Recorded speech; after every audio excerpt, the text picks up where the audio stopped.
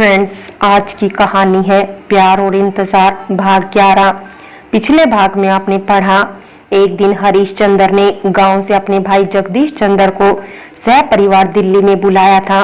असल में बुला तो वह कई दिनों से रहे थे, लेकिन अब बहाना नहीं चल सकता था, क्योंकि अब राखी के भाई का जन्म हुआ था। उसी के पहले बर्थडे की पार्टी की गई थी। अब आगे दिल्ली में अपने जेठानी के आलीशान मकान में सुमन के माता पिता ने कदम रखा और वे गांव के भोले भाले सीधे साधे लोग हक्के बक्के ढंग से उनकी आन बान शान को देखते कीमती कालीन पर ऐसे संभल संभल कर चलते थे जैसे उनके चलने से कालीन गंदी हो जाएगी। उनकी इस भाव भंगिमा से राखी हंसते हंसते लोटपोट हो जाती। उसके मन को ऐसे बहुत ही संतुष्टि मिलती थी। उधर उसकी माँ शांति का भी यही हाल था। अपनी देवरानी को अपने से कमतर देखने में उसे बहुत मजा आता था। रात को पार्टी का आयोजन था। बर्थडे केक काटा गया, तालियां बजने लगी, केक बांटा गया और उसके बाद राखी अपने सभी सहेलियों से बातें करने लगी।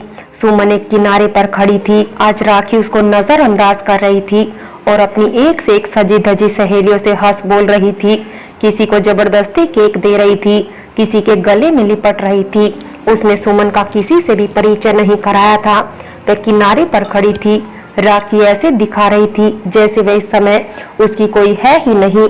असल में राखी को अपनी सहेलियों से उसका परिचय कराने में शर्म महसूस हो रही थी, इसलिए उसने सुमन का किसी से भी परिचय नहीं कराया था।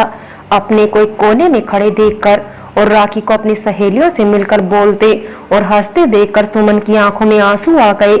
तभी उसी के हम उम्र एक बेहद सुंदर से लड़के ने आकर उससे पूछा, तुम अकेली यहाँ क्यों खड़ी हुई हो? तुम भी हम लोगों में आकर एंजॉय करो ना। इतनी देर से अपने को उपेक्षित और अपमानित महसूस करती हुई सुमन को जैसे ही जरा सी हमदर्दी क्या मिली कि उसके तो आंसू ही नहीं रुक पाए और अपने आंसू छुपाने के लिए वह बाहर की तरफ चल दी और बाहर आकर वह खड़ी होकर लॉन की तरफ देखने लगी। अजीब लड़की है, इसे क्या हो गया, रोने क्यों लगी? ऐसा सोचकर वह लड़का भी पीछे से आ गया और उसने कहा, तुम्हें क्या हो गया है?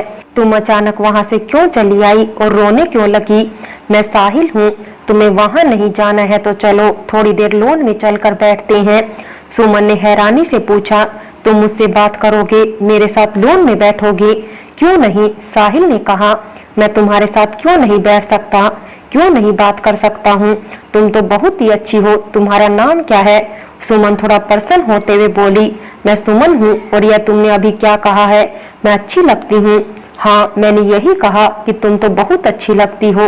सुमन को पहली बार अपने मन में बहुत खुशी महसूस हुई। वह बोली, चलो चलकर लॉन में बैठें।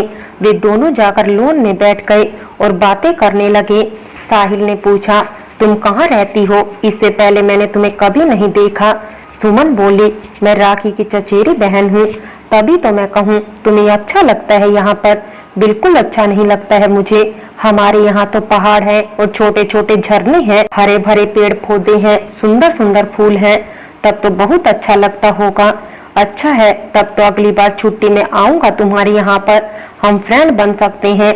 साहिल ने पूछा, क्यों नहीं? सुमन को उससे बातें करना बहुत अच्छा लग रहा था। साहिल ने उसका हाथ अपने हाथों में लेते हुए कहा, अब हम फ्रेंड बन गए हैं हमेशा हमेशा के लिए। मैं अगली छुट्टियों में राखी के साथ तुम्हारे यहाँ जरूर से जरूर आऊंगा। आना। सुमन ने हंसते हुए कहा, तो तू यहाँ बैठा हुआ है और मैं तुझे वहाँ ढूंढ रही हूँ। गुस्से में चीखती हुई आवाज में आई तो दोनों ने चौंक कर देखा। राखी बड़ी तेजी से इधर ही चली आ रही थी। आंखों से आग सी बरसाती हुई वह साहिल पर चिल्लाई, और तू इसके साथ बातें कर रहा है, यह बहुत अच्छा लग रहा है तुझे? उसकी बातों में जलन भरी हुई थी। यह मन भी बहुत ही अजीब है, मनुष्य को कठपुतली की तरह नचाता है। कोई मन में समाया है तो लोग उसके लिए हंसते हंसते जान भी निछावर कर देते हैं, और मन से उतर गया तो जान भी ले लेते हैं। कितना अंतर है दोनों दिशाओं में, पर मन तो मन ही है। जरा सी तारीफ से मन खुश हो जाता है, तो कोई मुंह बनाकर भी देख ले तो मन उदास हो जाता है। सुमन दिल्ली से वापस अपने गांव आ गई थी, पर वह अपने साथ अपने मन में साहिल को भी लेकर आई थी। अब उसके दैनिक जीवन में बहुत बड़ा परिवर्तन आ गया था। वह पहले की तरह उदास और चिड़चिड़ी सी नहीं रहती थी, अब वह खुश रहती थी। राखी के यहाँ उसने देखा था कि सभी लड़कियां तितली जैसी लग रही थी, तो क्या वे सब गोरी ही थी? उसने शीशे में अपना चेहरा देखा, चेहरा तो उसका बहुत ही सुंदर था, तीखे नैन नक्श थे, बचपन विदाई ले रहा था, यौवन दस्तक दे रहा था। वह संधि के इस मोड़ पर सुमन हैरान थी कि यह उसे क्या हो गया था। अब वह खोई खोई सी दिन में सपने देखती थी। उसकी हीन भावना घुल घुल कर वही जा रही थी। उसमें आत्मविश्वास बढ़ता ही जा रहा था। पढ़ाई में वह राखी से कोसों आगे थी। अपनी साज सज्जा पर उसने अब ध्यान देना शुरू कर दिया था। अब उसे हर पल किसी का इंतजार रहता था। हर समय दिन रात सुबह सवेरे वह यही सोचती रहती थी कि वह कब आएगा। उसने वादा किया था दोस्ती का। सुमन का छोटा भाई प्रियम 3 साल का था। वह उसको खिलाने के बहाने दूर एकांत में अपने खेतों की हरी भरी हरियाली में जा बैठती थी। इस प्रकार इंतजार करते करते वह थक गई, पर वह नहीं आया। धीरे धीरे वर्ष बीत गया और एक दिन वह बहुत उदास बैठी हुई थी। तभी किसी ने उसकी आंखें पीछे से चुपके से आकर बंद कर दी। पहचानो, किसी ने कहा। उसने झटके से अपनी आंखों पर से हाथ हटा दिए। उसके सामने सुंदर सजीला साहिल मुस्कुराता हुआ खड़ा था। वह पहले से थोड़ा लंबा भी हो गया था और ज्यादा अच्छा लगने लगा था। और साहिल ने सुमन को देखा तो देखता ही रह गया। क्या वही सुमन है, चिपकी बालों वाली? अब वह पहले वाली सुमन तो दूर दूर तक नहीं थी। रेशमी खुले बाल हवा में लहरा रहे थे। वह हैरानी से बोला, वाह, मैं तो पहचान ही नहीं पाया। तुम कितनी अच्छी लग रही हो। सच, सुमन खुश होकर बोली। और राखी कहाँ है? वह भी आ रही है। अभी तो हम लोग ही आ पाए हैं। अब छुट्टी का खूब मजा उठाएंगे। मम्मी तो मुझे यहाँ आने ही नहीं दे रही थी। वह तो आंटी जी थी, उन्होंने परमिशन दिला दी, तब मैं आ पाया हूँ। राखी उस पर कब्जा जमाती हुई बोली, आंटी नहीं, वह तो मैं थी जो तुझे परमिशन दिला पाई। और क्या? किशोरावस्था का निर्दोष निश्चल प्रेम दीन दुनिया से बेखबर अपनी प्रवास पर था।